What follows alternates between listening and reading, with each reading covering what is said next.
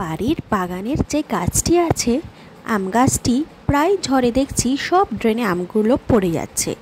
তাই আজকে 50 কিলোমিটার বেগে ঝড় আসার কথা, বাবা হরিদরি করে নিচে নেবে লম্বা যে শিকটা আছে আর যে আমগুলো ঠিক ড্রেনের উপরে যে আমের ডালগুলো আছে সে আমগুলো পেরে নিচ্ছে। তা দেখে তো আমাদের রিজু মহাশয়ের মহা আনন্দ, আম পারবে সেও এখন এই বায়নাদার। যাই হোক, আমগুলো পড়ছে, তার মধ্যে আরেকটি আম দেখবেন আপনারা টপ করে ড্রেনে পড়ে গেছে। খুব কষ্ট লাগে যখন পাকা গোটা গোটা আমগুলো যখন ড্রেনে পড়ে যায়, না পড়ে এই পারে না পড়ে ওই পারে, পুরো ডাইরেক্ট ড্রেনে।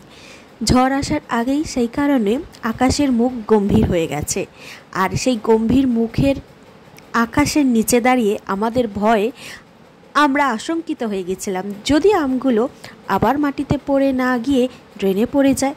তাই বাবা একটা লম্বা শিক নিয়ে হরিদরি করে আম পাড়তে চলে গেল। শহরাঞ্চলে এরকম দৃশ্য প্রায় অদৃশ্যই হয়ে গেছে, কারণ গ্রামে আমরা দেখেছি মাঠে ঘাটে এঁচড় কাঁঠাল আম লেবু ঝুড়ে থাকতে, আর বাড়ির লোকেরাই শিক লাগানো থলি দিয়ে সেগুলো পাড়ে।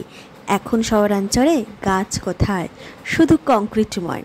যাই হোক, সৌভাগ্যক্রমে আমাদের আশপাশে এইটুকুনি সবুজ আমরা বাঁচিয়ে রাখতে পেরেছি, তারই আজ কিছু দৃশ্য আপনাদের কাছে তুলে ধরলাম। আরেকটা পেয়েছো?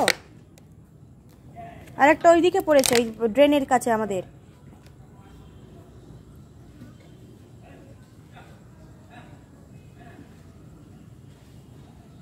পেয়েছো?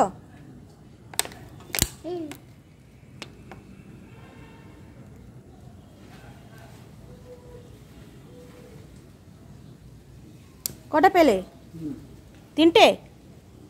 তিনটেই পড়েছিল, আর একটা তো ওখানে পড়ে গেল।